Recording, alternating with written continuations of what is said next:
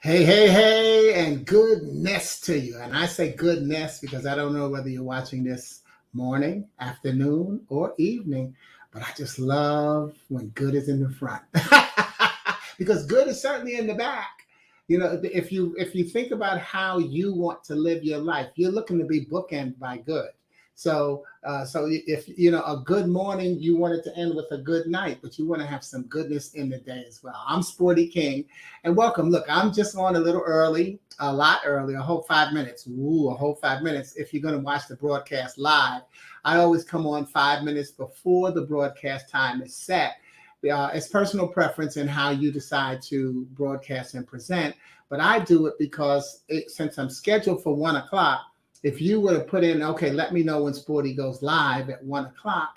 At 1 o'clock, you'll get the message Sporty is live. You'll get a countdown before that, but you'll get the message that I'm live, and you'll say, "Oh my God, that's right, I wanted to do that. Well, let me close this out," and you're not going to miss a whole lot of stuff in the process of your closing out. But how about starting that process a little sooner? That's the way I look at it. So you always have to recognize that the beauty of technology is that we created it to give ourselves shortcuts, but it also gives us options. So we've got less than 4 minutes to go for today's message. But yeah, let's think about that and recognize that, we created technology to give us shortcuts, but those shortcuts also give us options. And sometimes we need to recognize that when we talk about how our young people of today use technology, because they recognize that they're actually learning the technology as a long cut. We see it as the shortcut, because we did this so that you didn't have to do that anymore. But they're learning it the long way. So sometimes you got to think about that. So guess what? And this is also why I come on early to get my shout outs, because this is my interactive day. So that you see it says Shirley, but that's Tony. Hey, Tony, what's happening? Good to see you. Welcome. We got less than 3 minutes for today's message. But again, this is another option you have when you're broadcasting to come on early and do your shout outs. As it turns out that this is my interactive day, as I mentioned, I do a broadcast Monday, Wednesday, and Friday. But Wednesday and Friday are live, but on Monday is recorded. And you should know about those, so check into those. But the reason I say the differences between Wednesday and Friday is that on Friday, even though I'm live, I don't actually interact. That's Gift Friday, where I'll read one of my inspirational poems and then gift it to you in the box. But I'm on live when I do that. This is the date I get to talk to the audience. So, Tony, I hope you're ready, because I gave a little pre-broadcast assignment. We got less than 2 minutes for today's message. A pre-broadcast assignment to drop in the thread. How do you celebrate yourself? Because that's one of the things we're going to be talking about. So how do you celebrate yourself? And even if you're watching this as the video, drop that in the thread too, because you never know how you celebrate yourself may be something to help someone else celebrate themselves, because they may think, oh, well, they may say, oh goodness, I never thought of that. Yeah, I could be celebrating that about myself, because what happens is we get so caught up in the things that decelerate. I don't know if that's a word, but I just made it up and we're going to go with it. And as one of my good friend Roger Carroll says, if you said the word, it's a good word. But sometimes we concentrate on what we don't celebrate about ourselves. And there is an official word title for that. It's called the negativity bias. And that is a term in stress management that you would understand. And what it says is that when something happens, we instantly think about the negative consequence of that situation.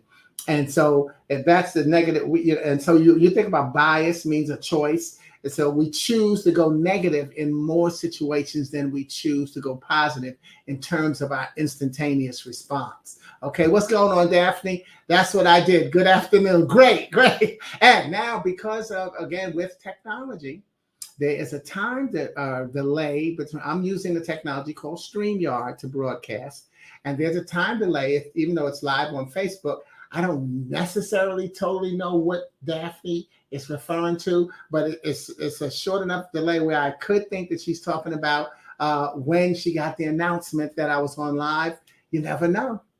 You never know, but that's why this is the good and fun interactive day. Plus, you got all the emojis going on in there. So welcome, Chicago and Charlotte are in the house right now with Tony and Daphne. And it's 1:00 and it's time for our message. So let me get into that, okay? And what I want to say is I'm calling today Silent Joy, and you saw that. But let me reread how I announced it because it walks right into what we're going to talk about today. And how we're going to break this whole thing up. And by the way, Daphne, thank you for dropping your celebration in the thread. If you did already, Tony, I don't know because I'm not actually on the Facebook feed. So I'll get to see that when we come up to it. All right. Oh, actually, you didn't, because if you did, it would be in this right now. Okay, good. Good. Okay. I didn't want to leave you out, Tony. That's why I was thinking that. So let me make a way for Tony. And then I said, oh, wait a minute. I don't have to make a way. I got a way. Okay, so let me get, and now we rounded out. We got Charlotte, we got Chicago, and now we got New York with my homeboy Victor in the house there saying good morning. That's great. And then yeah, okay, I'm good. I guessed it right, Daphne. It was the reminder. And see, that's also something that we have to recognize called catch people doing something right. See, sometimes when you acknowledge what's going on, someone says, oh, wait a minute, I'm doing that. Again, now you just caught them doing something right, and now they'll know how to repeat it, and everything will happen now for the best. And there's Roger Carroll. Roger, I just gave you a shout out a little couple of minutes ago because I made up a word, and I said, well, Roger Carroll tells me if I make up the word, then it's a good word. So we ain't too far from that. Me to give you that last shout out. Oh God, it's storming in Chicago. Shock, surprise, gasp. All right. Well, you know, when we were in Chicago, I always remember the joke was Chicago has two seasons, winter and construction. Okay. So, the storm is in there as well. But let me walk us into, by rereading the intro and walk us into this thing. Sometimes it's hard to accept our personal power.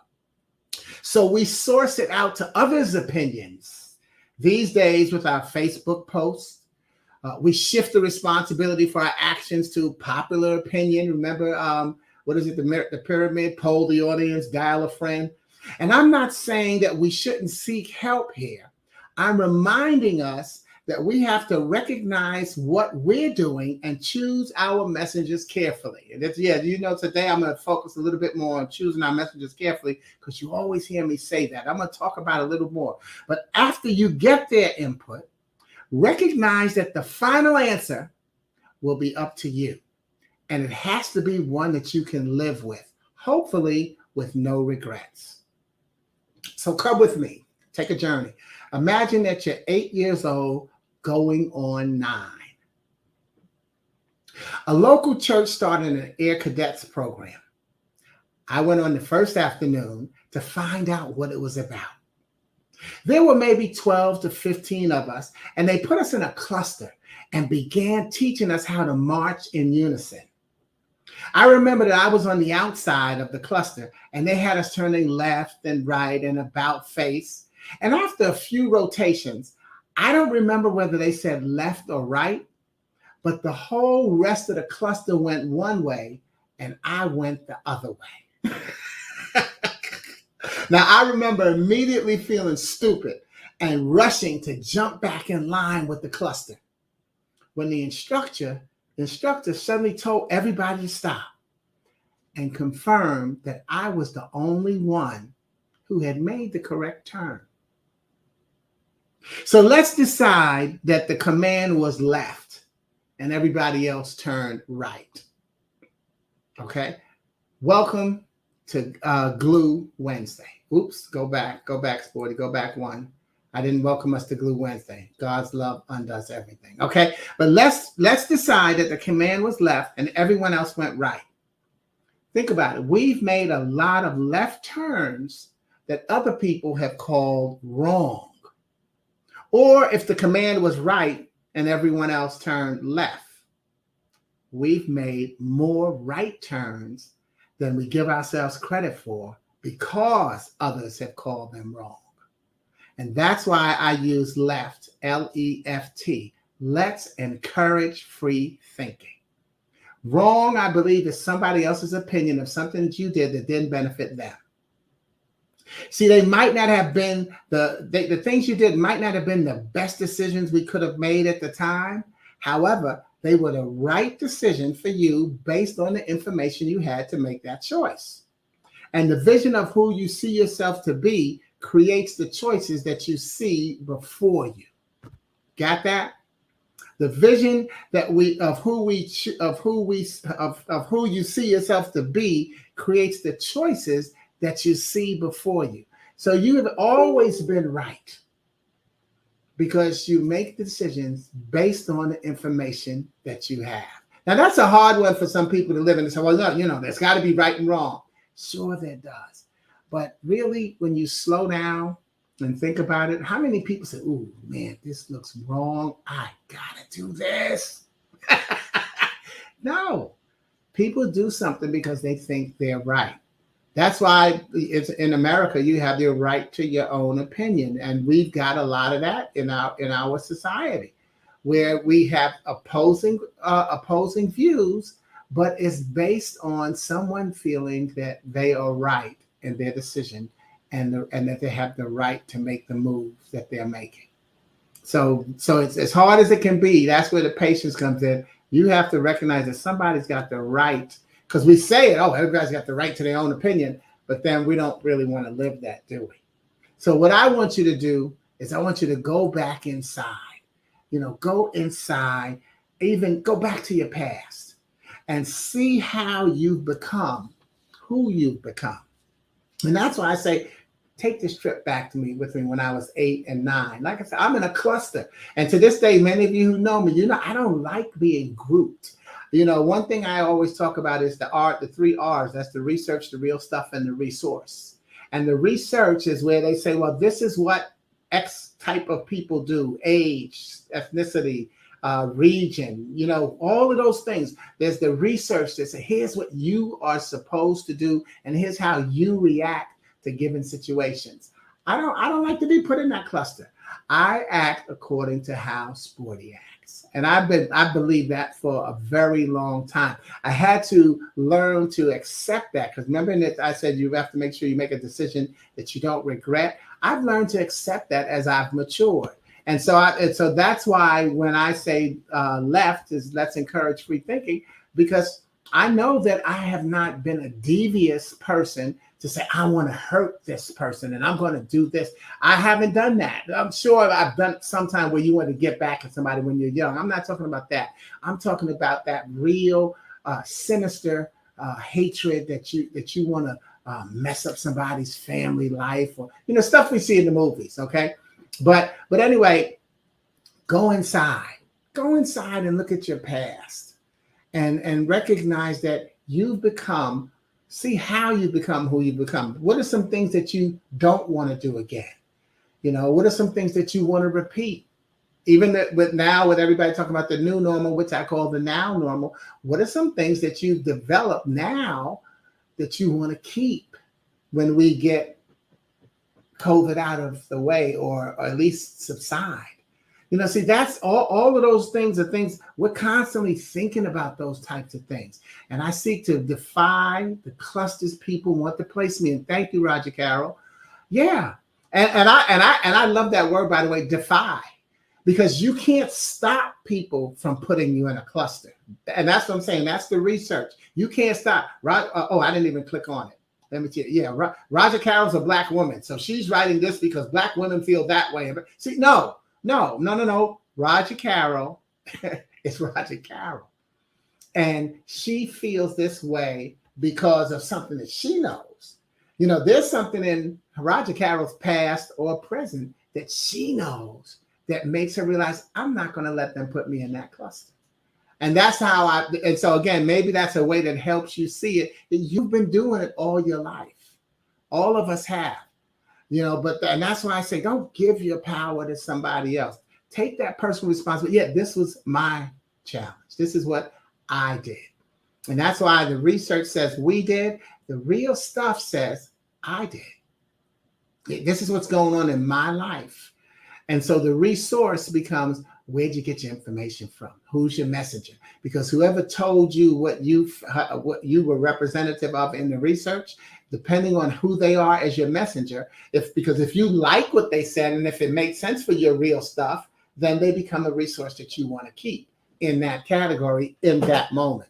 Sometimes, even when we're one another's messenger, if I'm your messenger, you don't have to agree with everything I say. Roger Carroll and I, Tony, Daphne, Vic, anybody who comes on here, we don't agree with everything one another says, but we are still one another's messengers because we are attentive and respectful of what one another says. And that is a messenger as well. Remember, your messenger doesn't always have to be that you, I'm with that person all the way. That's a class of messengership. That's where you put them in that.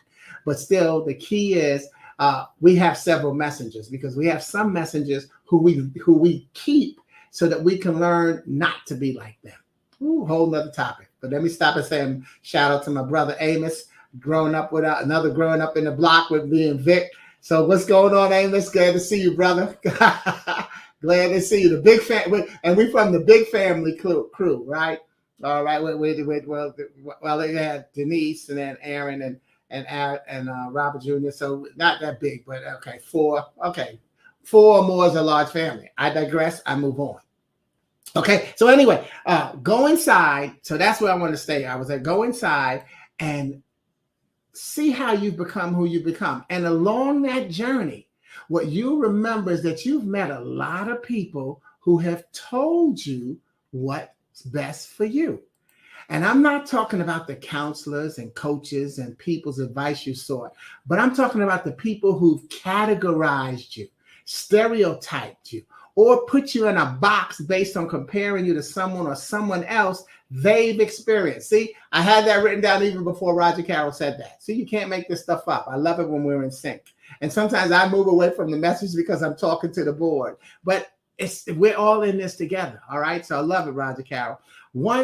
I once posted a picture of my great nephew playing basketball, Caleb Crawford. Boy, remember that name, write it down. He's going to be a superstar in the NBA. Caleb Crawford playing basketball. And part of what someone else asked me, what they posted on my thing, is how I would compare his skills to mine based on when I used to play basketball at his age. And here's what I posted to them. I posted not only how, but why. Why would I compare his skills to mine? You see, that's a mistake that I think parents get to make, which uncles get to avoid and become favorites. All right? And that's why I'm a supporter of parents. It's pretty natural, especially for younger parents, to want to compare one child to another because they don't come with a rule book.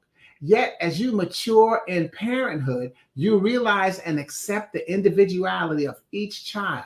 You even learn to celebrate it. So I didn't care. My friend, how does you? And he was saying it as a, hey, you used to play ball. How do you compare? I don't compare my great nephew's skills to how I used to play ball. Why would I put that shackle on him? And the Roger Carroll is what we're talking about in terms of, even that's a cluster to me. Oh yeah, he played ball like so-and-so. No, he plays ball like him. Does he have mentors? Now, if you ask him and he said, well, I look at how my uncle sport, that's fine. That's on him. That's his choice. But I'm not going to say, well, he's good at this and I was better at that. No. Number one, as I think about that, I'm not comparing myself to a child. And again, one thing I will say in terms of thinking about my great nephew, I love what his father is doing with him to work him at basketball. I didn't have that. See, my father wasn't a former basketball player or coach, which his father is. And so and think about how Serena's father, Serena and Venus' father, put them through tennis. See, think about the Jackson Five, how their father put them through singing. So can you see why you can't really compare how today's child, whoever he or she is, to who you were? because there's so many factors. Not knocking it, but I'm just remember again, say this is why we got wrong and right. And let me take a break here and go on with Tony. I'm responsible for me. Therefore, I must embrace that advocating for myself is not selfish, it's self-stewardship. And I haven't heard that word before. I like that. Self-stewardship. Stewardship, what? Taking care. Yeah, I'm taking care. So self-stewardship, I'm taking care of myself. And you do. Even again, when we think about when people say right or wrong, they're not necessarily being mean. It's just, oh, no, that's not going to work because it didn't work for me. But you have to do what works for you. Okay. All right. And what you say, Roger Carroll? Yes, Tony. And that's going to be Tony with an I. So now Tony got to put Tony Onyago, her, she, in parentheses. See, all of these things are now part of our world, y'all. Get with them. Don't knock what it is. Get with them. Our younger generation is creating upon what we've left for them to create. Okay, so but I want to re-click on Tony's comment because again, I want to say, be responsible for yourself. One of my daily scriptures, and I think I posted it, I answered it to Daphne earlier, but if not, I'd answer. Oh no, I did it on LinkedIn, where Galatians 6:4-5, it says we are each responsible for our own self, and something to that effect. And I read that every morning to remind myself that I've got to take care of me so that I can take care of you or whoever you are. So there's the correct spelling of Tony. No need to not throw that in there. This is what we do. We learn from others. I know I did a post, a broadcast a few weeks ago about how important it is to teach people how to say your name, because my birth name is Rispodi. So I'm in the habit of I don't let people just decide how they're going to pronounce Rispodi, and I don't even let them decide how they're going to use sporty. So remember I told you about that, and I think Vic dropped a comment in there where a guy, I was introduced to him as Sporty, and he said, "Hey, sport," and I said, "No, it's not sport, it's Sporty. I got a nickname already. I'm not going to let you nick my nickname." And and then we went, and it turned out to be so cool because I was not Mr. Nice Guy back then. This was in my 20s. So when he said sport, and I said, "No, it's Sporty," I said it in a friendly tone, but I was ready to fight him for that. Come on, I'm saying this is who I was. No, don't call me. You don't have the right to call me out of my name. You're not one of my boys I grew up with. I was in my 20s, right? And the testosterone and ignorance was going on. And then I said, but then I said to him, I said, wait a minute, you know what? No problem, Dookie, because his name was Duke.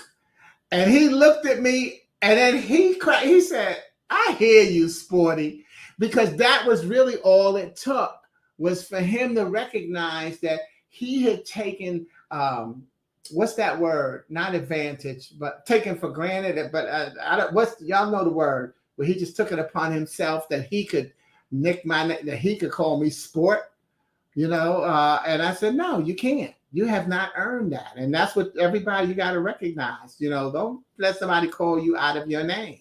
And so once I showed him that I could take Duke, and if I decide to rename him and call him Dookie, he wasn't in Mr. Nice Guy mode either, because I'm sure we were both in the same age range. But once he heard me say that, he said, "I see what you're saying." Never saw this guy in the rest of my life, but we had that moment. That's who I was. Okay. And that's who I am now. See, so that's why I say, go back, look at some of the things you did, and then see how they've helped you evolve. And that's also why I'm always going to be supportive and advocate for parents, because it's not an easy job. I don't have kids. I don't have them, but it's not an easy job. And it is my job to help my brothers and sisters raise their kids. And it is my job to be an uncle to my friends who I take as my spiritual brothers and sisters, and be an uncle to their children, because that's what my responsibility is, as Tony said. That's a responsibility I have. I have to take care of me because I do have to take care of them. Am I my brother's keeper? Does it take a village? Of course, a whole nother broadcast I've done. It takes a village, but sometimes people don't deserve to stay in the village. So again, be careful of what you say and stretch the whole thing out. Put it into context, okay? But again, parents, as you mature in parenthood, you realize and you accept the responsibility for each individual child, and you even learn to celebrate them. Let me see what Tony said before we move on from this point. I know that's right. Remember, heat of the night, they call me Mr. Tibbs, right? Okay. Yeah, this is my name. Yeah, you don't get to call me what you want to call me. But if we went into history, this is why I respect history, and in my case, I'm going to respect Black history, but I think every race has been through it, and remember, it used to be legal to call somebody the N-word. We call it the N-word now, but that used to be legal. But I'm saying that to say all of our ancestors, whoever you are, went through some stuff that we have no knowledge of. And I'm like, yo, we ain't going through nothing compared to what they went through. And then, of course, back general, because this is why we have taught our new generation. We've made some shortcuts, and now let's not beat them up because they've learned them as long cuts. Okay. So, all of our ancestors have been called something. America was based on people running away from Europe, right? Supposedly, they had to get away. Oh man, see, y'all making me get into other other broadcasts, and we'll do that because you got me thinking about it. So thank you. But let me go on with what I got here so we can get a little bit more from you, because I want y'all posting some stuff in there about what you celebrate about yourself. But before you learn to celebrate your individual children, you bury them with that comparison and your great wisdom. So I had written a poem years ago called "Don't You Realize That You Don't Know Me?" And I posted it it's in my June 4th Gift Friday. So if you want to read it, go back to the June 4th. You can go to YouTube and look it up if you haven't already done so. But I actually had dedicated that poem to my mother when I was a teenager, because like many parents, apparently she graduated from PU, Parent University, where they learned to chant. I know you. I raised you. I know you. I brought you into this world. Don't put it in the thread, y'all. Don't put it in the thread, and I'll take you out and make another one like you. Don't put it in there. Just laugh about it. Just go put a thumbs up or a S for a smile, because we all have heard that one, all right? But that's it. So I wrote that poem to my mother. Don't you realize that you don't know me? Okay. And in my mind, I stood up to her and I fought her, letting her know that she did not know me. Now, over time, I've upgraded that dedication to include a list of some people who get on our nerves: teachers, relatives, siblings, even myself. Because we've all done it at some time or another. We've all said to someone, I know you. So you may hear yourself in that poem. You may hear your parents and other people, but you may hear yourself when you go back and read that poem. Don't you realize that you don't know me? But also recognize that it's the truth. Can anybody really know you? And don't worry about the answer. Don't worry about the question, because the key is that the more important answer is whether or not you know yourself. Do you know your best smile? Do you know your best pose for selfies? Do you know how you look when you go into an interview? What interview? Oh, come on. I told y'all, every day you step out into the public, you are interviewing, whether you're looking for a job or not. You're interviewing for your next relationship. You're interviewing for how you'll be served at a restaurant. You're interviewing for how you'll be perceived as a messenger. You're interviewing for how you will be looked at as a child of God. You're interviewing every time you step out your door. So one of the things I posted in my preparation for this glue is that I want you to come prepared to post what you celebrate about being you. So let's post those things in there right now. And while you're doing that, I'm going to talk about one of the things that I celebrate myself is my faith. And then once I say that, I'll look at some of the things you posted. Now, Daphne already posted. So Daphne, you posted in the preview. So if you can copy and paste it back in this one, it'll go nicely. But what do you celebrate about yourself? Go on and post that. And again, if you're watching the video, I still want you to post it because we need to see why we're celebrating. But let me tell you, one of the things that I celebrate, and remember now, I'm just going to keep talking while you're posting. We got a tape delay. I celebrate my faith. And you know that faith, F-A-I-T-H, feeling as if there's hope. Recognizing that the only thing you cannot do is give up. And when one door closes, don't worry about another door opening. When one door closes, I want you to go for the windows. And why do I say that? Because my faith says we've made a lot of good choices.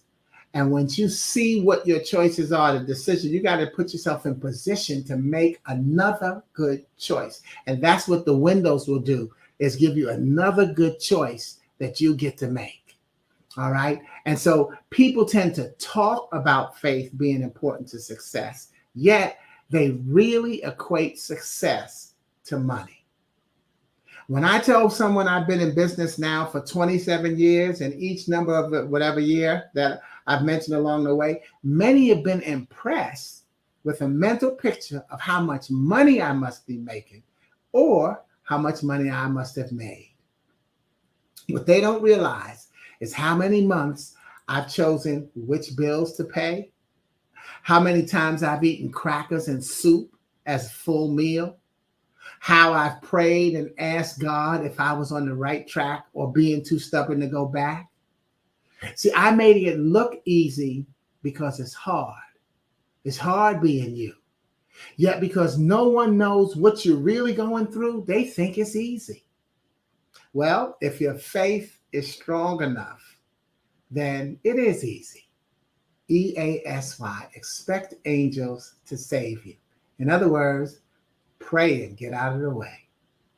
So I'm going to get out of the way for a second here and see what you've posted as what you celebrate about yourself. And so far, only Roger Carroll. So Tony must be psyching up something long. Daphne must be trying to figure out how to get hers in. Vic, Amos, y'all still there? Okay, post something you celebrate. And Roger Carroll celebrates her cheerleader supporter attitude. Thank you. Yeah. And one of my jokes, Roger Carroll, is that cheer is now spelled CHAIR because that's where we're rooted now to support one another. We're cheering from the chair. All right. But you definitely, and there you also go into 3 R's, the research, the real stuff, and the resource. Are you somebody's messenger? Because someone could be cheering for you and supporting you, but you know what? If you don't particularly care for that person, it won't inspire you. That's what I'm saying about you. That's also why you have to recognize when you choose your messengers and you're choosing them carefully, you choose who you listen to. Two totally different people could say the same thing to you, but based on who you've chosen as your messenger, the impact will be different. So you could, even when you think about going to a sports game, and the fans are cheering, you don't know which individual fans are cheering for you, whether you're the home team or the visitors. You just hear yay and boo mixed together. The other group doesn't stop. Oh, okay, we got to stop and let the home team hope to cheer for this guy making the free throw. Or the home team, okay, we got to stop and let the visitors boo. No, they try to drown one another out. So you don't always know who's cheering for you. But when you do know, then you say, oh, Roger Carroll is cheering for me. That's what may make my spirit, will make me say, yeah, okay, good. Because I know who I got in my corner because I've chosen them. What did Tony say? I'm responsible for my well-being. And so you choose your people carefully. Thank you, Roger Carroll. My homegirl, Jackie, jumping back in. I've been enjoying Jackie, because she's visiting her daughter down in Houston, and she walks and gives us that selfie talk about what's going on in her life. What's going on, Jackie? So what are you celebrating? So true. Somebody just posted on my page, I'm getting big money. I'm a smart, cash-poor traveler. I'm a smart, cash poor traveler. So she celebrates her independence. Okay, I'm gonna think I'm saying what you got there, Jackie. They posted that they're getting big money. I'm a smart cash poor traveler. I think that's how it goes. I don't know if we need to break that down. Let's do it. But I'm talking about celebrating the independence. But I know she's also talking about when I talked about how with faith, some people equate success naturally to financial success. Oh, you got faith. You must be making money. Man, you've been speaking for 27 years. You must be making money. No, I've been faithful to this calling on my life for 27 years. I have not necessarily been making money, but I have been, yes, I do celebrate my independence because outside of all the money that I borrowed, I've been able to make it through and pay the bills. You know, like I said, you decide, hey, this month that bill is not going to get paid. This month, this bill is going to get partial payment. And I want to say this to people who, as you see those commercials about the IRS will do this and that, you know what? The IRS wants their money. And so you can make a deal. I'm on a payment plan with them directly. I'm not knocking people who are in those credit bureau stop things, you know, but you don't need that because, come on, they're not doing that for free. So that's another expense. So you got to make that decision. My decision is I work directly with the IRS. They can't take from me what I don't have. So therefore, since if I'm honestly trying to make it my best interest to pay them according to what I can pay and still have a roof over my head, they're not going to take the roof from over my head. They have access to all kinds of information. And what they do, and they did it with me on the phone. They said, hold on while we run your financials. And they said, oh, okay, yeah, you can't afford to do this. Okay, you can't. No, but you can do this. This is what they did. They broke it down. And I said, okay. And I still came up with a payment that's something that was palatable for me. And then when I defaulted on the payment, they didn't come closing things down on me. You know, I got the letter. You have defaulted on your payment plan. I've been on 3 or 4 payment plans with them so far. Then you just get to restart it. I'm not your financial advisor. I'll be your messenger for everything else, but not for the financial. So y'all, but just slow down and get you some information. So thank you, Jackie. Independence. Tony, okay, I celebrate the confidence in fearing no one but God. And that's a great thing to celebrate because, you know, it's, you know, a lot of times people, and this is what I would love for all of you to do. I don't like to tell people what to do, but I would love for people to just think about it and, you know, and remember that the saying that we all use, you already used this, by the way, is God is good. And then people say God is good all the time. And then the choir will retort, and all the time, God is good. What's the operative word in there? It's all. It's all. God is always good. So what I would want people to do, and what I do is, I don't say accept the negativity. Whatever happens in my life, it comes from God. Think about it, Job. I'm not going to go. You've seen I've done a broken Job. So Job said the devil is doing this. No, Job was like, yo, God is doing this. So let me figure out what I need to do with God. Same thing, same difference. Okay. So where we at? Okay, I'm gonna get back onto y'all posts. I love y'all. Thank y'all so much for joining me doing this. But have that confidence, because and that's the key. You have to have confidence in fearing God, because it ain't no joke. Once you decide to do that, you got people hitting you, telling, no, don't do that. Who? In fact, even in the Bible, Babylon, King Nebuchadnezzar, who are you believing in that you think that you can beat me? You have to have faith that you believe in God. Jackie, I said they said I'm getting paid. They have no idea how I make it. Gotcha. Thanks, Jackie. Right. They say, oh yeah, Jackie, you must be good. Yeah, they have no idea. And that's not us taking a vow of poverty. That's us recognizing that's that confidence in God. That's us recognizing, no. Yeah, look, okay, you think that, but I know what I'm really doing. And that's the key. So thank you, Jackie. Thank you. I love you. All right, well, we got Daphne. Daphne is celebrating my communion with the spirit within and the unique way I express that relationship with others. Yes, because each of us has a unique way expressing it with others. Each of us is different. And Daphne jumped into my thing and took me down to where I'm going to close out. So I'm going to close out. You'll see, Daphne. I'm going to come right back with that. And there you go, Jackie. Oh, you did the choir, right? All the time. God is good all the time. And all the time, God is good.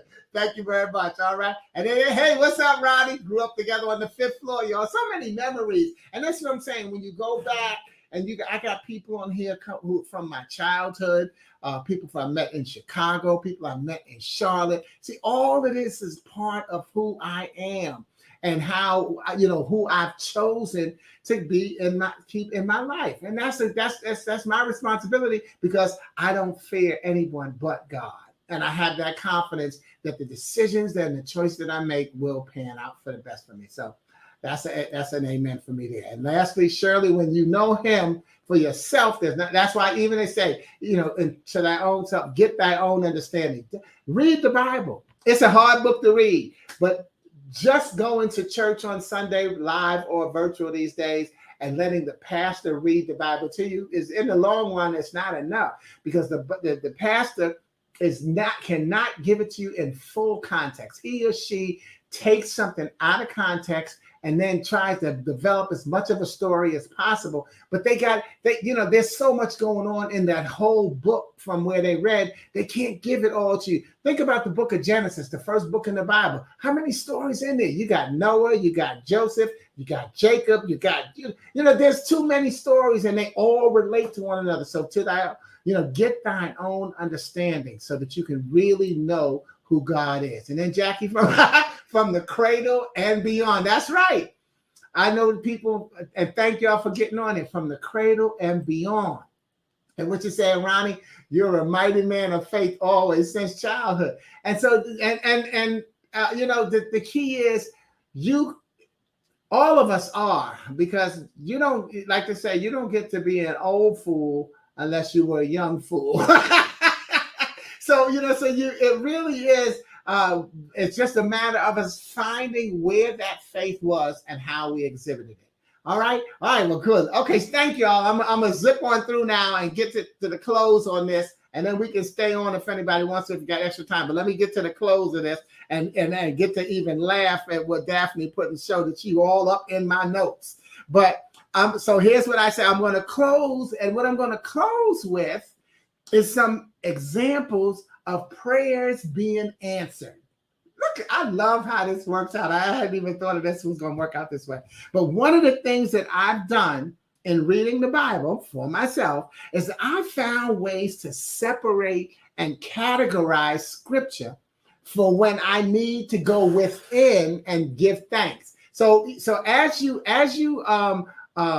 read scripture, figure out how to make it work for you. Okay. So I've read it 9 times, and each time I read it with a different goal in mind. I'm reading the Bible looking for this time. I'm reading the Bible looking for that. And you will find it. Okay.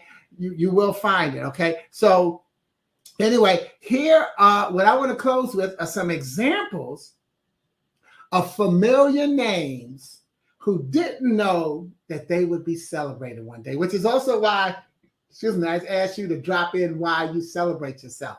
Because here's some familiar names who actually didn't know that they were going to be celebrated one day. And I have them in a category that I call, who am I? Worthy. So yeah, like I said, I've got all these categories, and they tell me I need to make a book out of it, and I will one day. But under this category, I just took summarized, and it's called, who am I? And it's talking about how worthy they are. Well, you may remember someone named Moses in Exodus 3:11. He said, but who am I to appear before Pharaoh? So think about sometimes when you question who you are. Here's some people that you may remember, because did Moses end up finding who he was? I think so. Or how about this person in 2 Samuel 7:18? Then King David went in and sat before the Lord and prayed, who am I, O sovereign Lord? And what is my family that you have brought me this far? King David. Who am I? And then how about Jeremiah 1:6? Oh, sovereign Lord, I said, I can't speak for you. I'm too young. See, Age has nothing to do with the magnitude of your blessing. Who am I? Don't base it on, there's that research, the real stuff in the resource, and who's your messenger, who's left and who's right. Age has nothing to do with the magnitude of your blessing. Who am I? And then keeping it one more in the Old Testament, the book of Daniel 10:16-17. I am terrified by the vision I have seen, my Lord, and I am very weak. How can someone like me, your servant, talk to you, my Lord? My strength is gone and I can hardly breathe. Who am I? God does not work in mysterious ways. He's crystal clear. We're on what I call the implementation crew. God is crystal clear about what he does. We just don't know the plans. But when we believe we are made in his image, take it back to what Tony said, take it back to what Daphne said, take it back to what Roger Carroll said. When we believe that we are made in his image, we have a personal relationship with him because we really see what he's doing in our lives. It can be scary, again, because others will tell you how impossible your possibilities are, and they can tell you how wrong you are. So it can be scary when you recognize your relationship with God. But who are you? You're worthy. And it wasn't all in the Old Testament. I'm just give you one from the New Testament, and it's from the book of Ephesians, which sometimes people, what you learn, was written by Paul. Most people at least know Paul, but did you know he wrote the book of Ephesians? And he said, just think, though I did nothing to deserve it, and though I am the least deserving Christian there is, I was chosen for this special joy of telling the Gentiles about the endless treasures available to them in Christ. You see, Paul was a Jew, but he was chosen to talk to, he was a Gentile, but he was chosen to go into Judaism, which at that time, the Jews, Christianity is actually Jewish. Woo, I can't figure out how to say that. But his job was to tell the Gentiles about why they should believe in Christ, who was Jewish. Okay, and so that's what he was saying. Who am I? I was chosen. Hey, I got to think about it. I was chosen to do that. And so I clicked that back to what the last thing Ronnie said was, I was a fool when I was young. This is the same as, who am I? See, this is the thing that we may say to ourselves back then, but say it back then. Don't say it now. Don't say that, Ronnie, don't say you were a fool. No, you were who you were, and now you see who you are. Oh my goodness, I did that. I wasn't a fool. That was what I knew. God has always makes a way out of no way. So whatever you thought you were, that's not who you were. That was who you had to be. It is who you were. That's not who you are. It was who you had to be so that you could recognize what God was doing to get you where you are. See, that's the thing that's why I say I celebrate my faith. Faith, and that's why I say faith is not about money. Faith is so dangerous because think about how, wars are fought over religion, and that was over faith. Why would someone believe so staunchly in this when we believe in that? That was fighting words, so you will get fought for your faith. What is it called? Religious persecution. Okay. So there's a lot of stuff going on, y'all. So here's my 3 things I want to say to you as we close out. And that is, I want you to remember to accept your personal power. You are powerful. Accept your personal power, regardless of who you used to be. Recognize what you're doing, and then continue to choose your messengers carefully. Be conscious in your life. Recognize what you're doing, and then choose your messengers carefully, and then choose to sometimes eliminate somebody. And finally, let the final answer be up to you. You, regardless of the messengers, the information you get, the final answer is on you. Who are you? What are you going to do now? Are you going to follow the crowd? Are you going to go left when the cluster is going right? See, I made that decision long ago.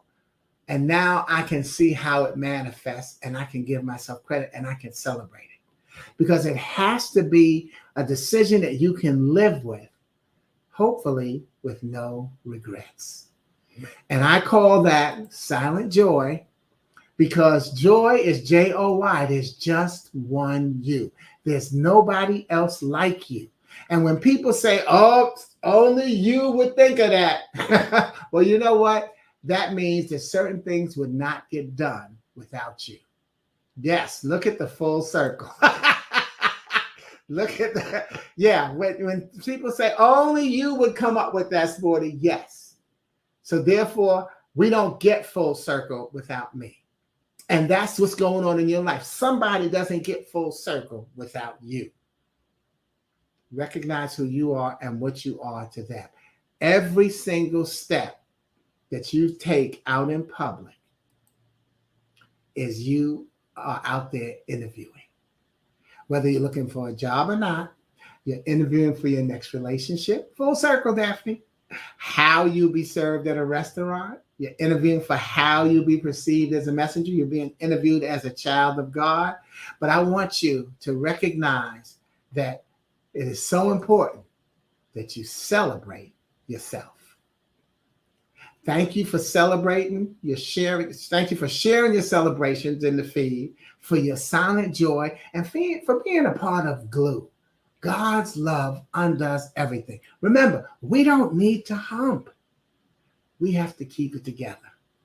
And whether or not you've been vaccinated, wearing a mask is a good precautionary step to take to help us continue to make gains in this war against COVID-19. Celebrate yourself and then help us be here to celebrate you. Thanks for enjoying Glue Wednesday. I'm going to click on some of the comments, and that's how we close it out. But if anybody needs to go, my message is done. I prepared one, but the blessings, faith without works are dead. That's what one of the affirmations I read every morning is. I'm not going to read the whole thing, but it just reminds us that about commitment.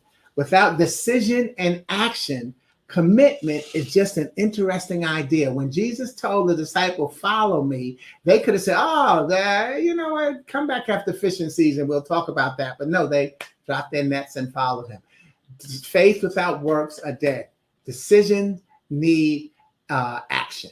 All right. And then blessings. Thank you, Jackie. Blessings to you too. Keep all going well. I appreciate you. And that's just what Luana is telling us. All is well. And it is. All is well. But you've got to recognize that. You've got to recognize that all is well, because, you know, that's what my Friday broadcast is. Make sure you get on Friday. It's called Gift Friday, and it's GIFT. God is for today. You know, so keep making sure that you enjoy your life and celebrating it as only you can. Thanks, Luana. And then Jackie, love you, my brother from another mother. Right. Until the next time. Because, and I thank you, by the way, for saying until the next time, because my Aunt B says, don't say goodbye. Say until the next time. Say see you later. And see, it's just those little things, because there's power in the tongue. A small instrument it is, but how much power it has. So there, all of these things become us speaking life into one another based on the messages we've chosen. Thanks again. God bless you. This has been Glue Wednesday. I'm still Sporty King. What's that? Feels like church. Thank you. Because it should always feel like church, because church should never have to be a building. It should never. Did I click that out? Yeah. Church should never have to be a building. Thank you, Daphne. You have to be. The polo shirt. Yeah, it's, and I don't know if it's it, but it's the same. It's my logo. It's the top line. And so, so I got myself some, that's branding. It's a slow process. So I got those, to wear for when I'm presenting.